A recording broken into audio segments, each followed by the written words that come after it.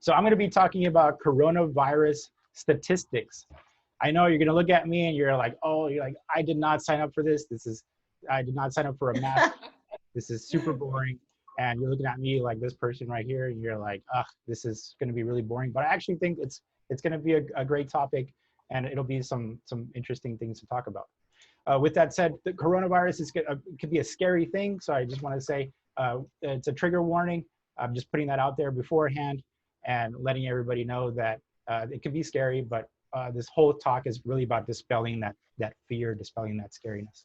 I have tried to be as nonpartisan as I possibly can because for some reason a medical issue seems to be politicized, and I just honestly am just putting the facts out there as much as I possibly can. Obviously, no one person can be truly nonpartisan, but I am doing the best I can. I'm obviously not a doctor, and this needs to be said beforehand. Lastly, if you disagree with me, please, it's totally okay. Put it together into your own speech and create a rebuttal. I implore you to do that, and I think it'll be super fun. So with that said, let's get started. Who here has been to an art museum or an art gallery? I believe we all have. And what's the first thing that you do when you get to an art, you get to a painting and you look at it, and then you're like, oh, it's a very pretty painting. Let me look at the beauty of the painting. And the first thing that you do, at least I do specifically, is this person's kind of doing it right now. You look at the little label next to the painting. And what that does is it gives you more information about the story of the painting.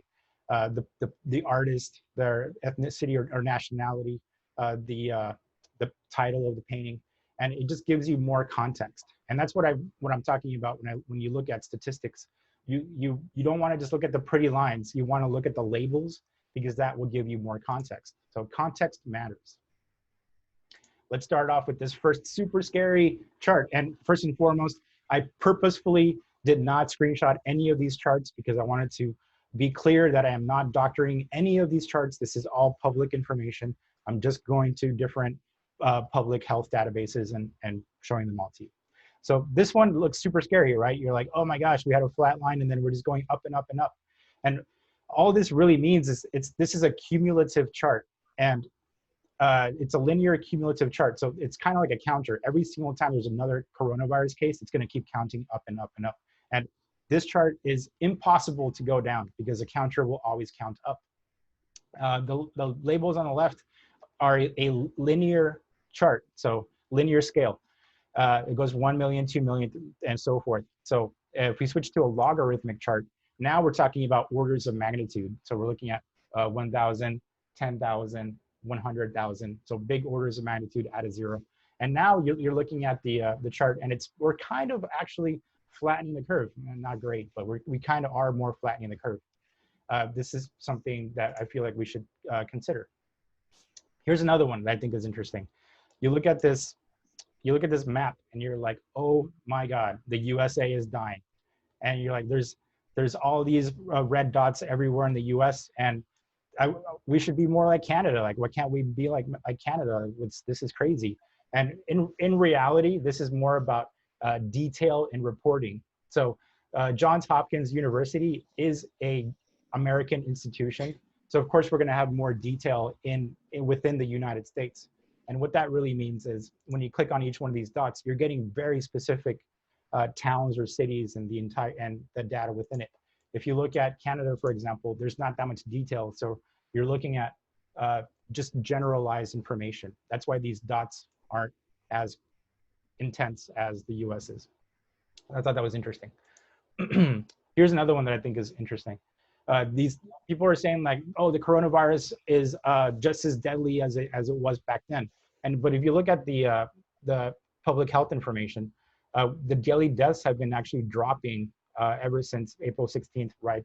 Coming down on a trend line. Of course, to be perfectly honest, the past month, month or so, that trend has not been as downward as we would like it to be. It's kind of like angling up a little bit, but at least it's not as intense as what people say it is.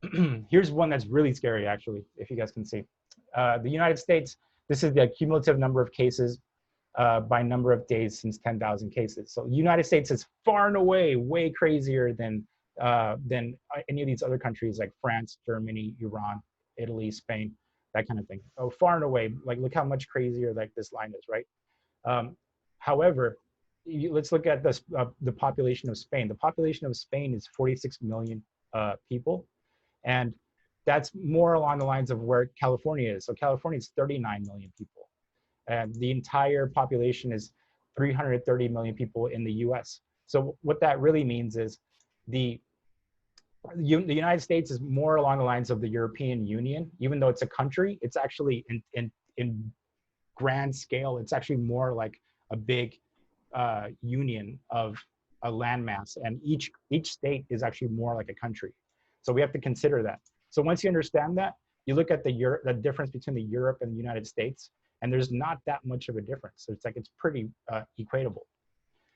So what I'm trying to say is we're not out of the woods just quite yet, but things are actually working. Our countermeasures are working.